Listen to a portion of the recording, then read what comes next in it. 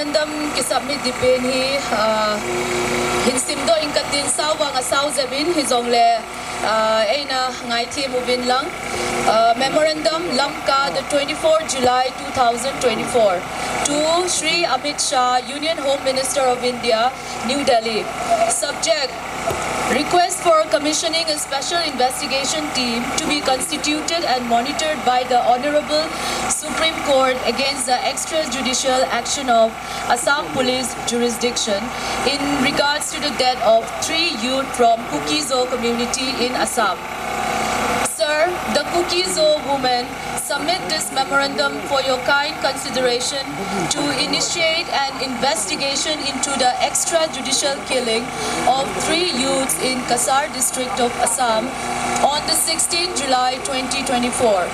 The Kuki-Zo woman would like to draw your attention that there has been a gross violation of human rights, fundamental rights and the constitutional protection guaranteed to the people by a section of the Assam Police.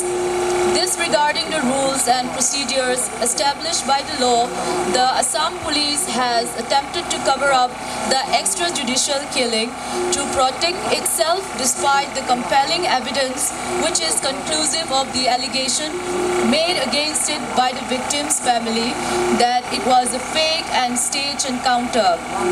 We have therefore requested the constitution of Special Investigation Team headed by judges of the Supreme Court of India for detailed investigation to understand the facts of the case as they stand. We are completely shocked by the appalling facts that have come to light during our inquiry, which we would like to bring to your attention. These are the followings. Number 1, the deceased victim, Lalung Oy Mar, 21, son of Lalrem Sang Mar of K. Bethel Village, Bunankal, Dikush, Lakhipur, Kasar District, Assam. Lalbi Kumar, 33 years old, son of Laltravel Mar of K. Bethel Village, Bunankal, Dikush, Lakhipur, Kasar District, Assam, and K. Joshua Lalrin Sang, 35 years old, son of Tiang Meng Thang Mar of Senbong Lailak, Tipaimuk Subdivision, Herzol District, Manipur, are convicted and criminalized by the Assam Police without trial as per procedure laid down by law. It is still unclear under which section of the BNS or IPC the deceased were arrested and killed. It is very likely that the deceased were denied their fundamental rights under Article 22 of the Constitution, namely their rights to be informed of the reason for their arrest.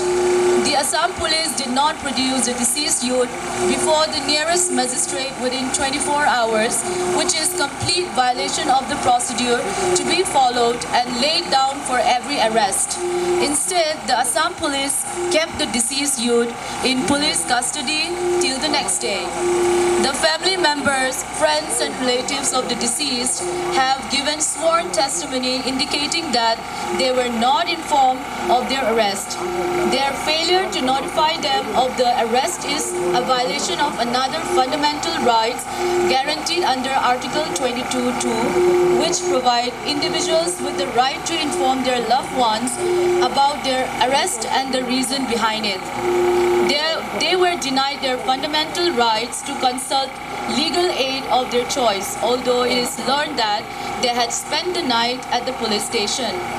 The family members of the deceased got the news of their arrest and death from the social media or internet, the news and information which they should have rather received it first from the police. A video that has resurfaced on the internet depicts the deceased individuals cooperating with the police and showing no signs of resistance during the arrest. This portrayal suggested that at the time of the incident, the individual did not pose a threat to peace, public order, and society as a whole. As a result, it calls into question the justification for the use of force by the police in this situation. Without evidence of aggressions or violence towards the officers, the notion of the police defending themselves in this encounter seems unfounded. Another video taken after the arrest depicts the deceased individuals kneeling on the ground, blindfolded with their hands tied behind their back, being harassed by police officers. This disturbing footage showcases the vulnerable positions in which the deceased men were placed as they faced potential threat to their very life by such egregious abuses of power by the police. The clothes worn by the deceased men during their arrest and after their death are not safe.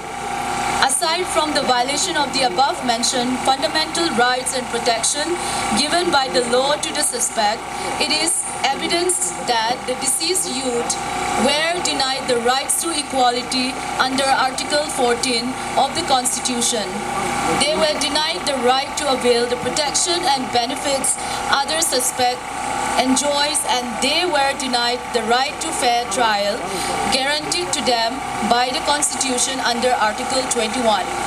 Thus, it is eventually clear that the Assam Police lied regarding the cause of death of the victims, which we believe they did so to evade any further investigations that could expose the heinous crimes they have committed. The suspects succumbed to death while they were under the custody of police as a result of their arrest and at a place outside the police station, with a video existing as proof, wherein the said video the suspects were seen being blindfolded, hands tied and forced to kneel down, surrounded by aggressive police personnel. However, the contradictory to the video evidence, the police noticed said that they died during a crossfire exchange between militants and the police, producing the suspects before the magistrate should have been the priority, and protections of the suspect under their arrest is their duty rather than exposing the suspect to a dangerous environment, even if we gave them the benefit of doubt on the existence of more militant groups in the area where the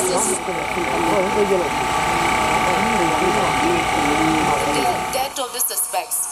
Sir, it is therefore justified to conclude that the suspects lost their lives due to extrajudicial killing by the Assam Police, organizing a fake encounter which the Supreme Court observed and equated to cold-blooded murder in its judgment on Prakash Kadam versus Ram Prasad Vishwanath Gupta case in 2011.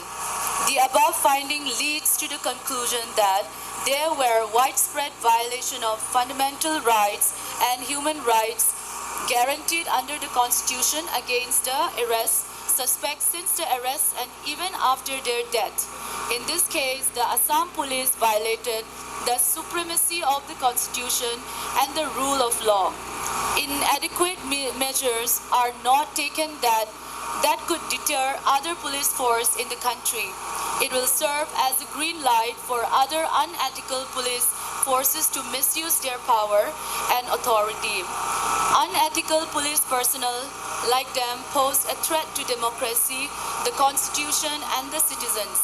Therefore, protecting citizens from the unethical activities and abuse of power is necessary for a constitutional democracy like ours.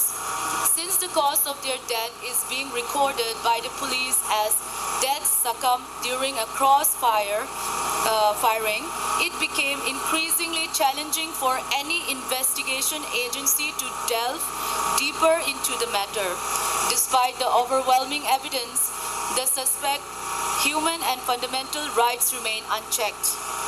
From the moment of their arrest to their untimely demise, as such, the only viable solution to ensure justice for the victims and their grieving families is the establishment of a special investigation team led by a judge or judges from the esteemed Supreme Court. This approach will guarantee a thorough and impartial examination of events leading to the tragic loss of life, ultimately delivering the justice that is rightfully deserved. An impartial investigation headed by judges of the Supreme Court is an absolute necessity in order to maintain integrity and credibility in the process. the potential risk of threat and bribes influencing the outcome of investigations are significantly lowered when conducted by a commission under the guidance of the highest judicial authority in the country.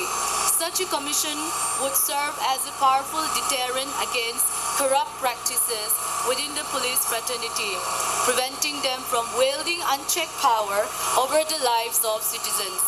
It is crucial to uphold the principle of justice and fairness by establishing a special investigation team commission led by Supreme Court judges to ensure accountability and transparency in the process. Lastly, the justice for the victim, particularly in this case, and the fate of many others who can become victims, depend upon your decision today. Believing in your wisdom and your empathy for the vulnerable section, including the scheduled tribes of India, we are confident of a positive response from your office. This is signed off by Mrs. Naini Kim Hoki, President, Kuki Women Organization for Human Rights, and Rebecca Mar, President, Mar Women Association, General Headquarter.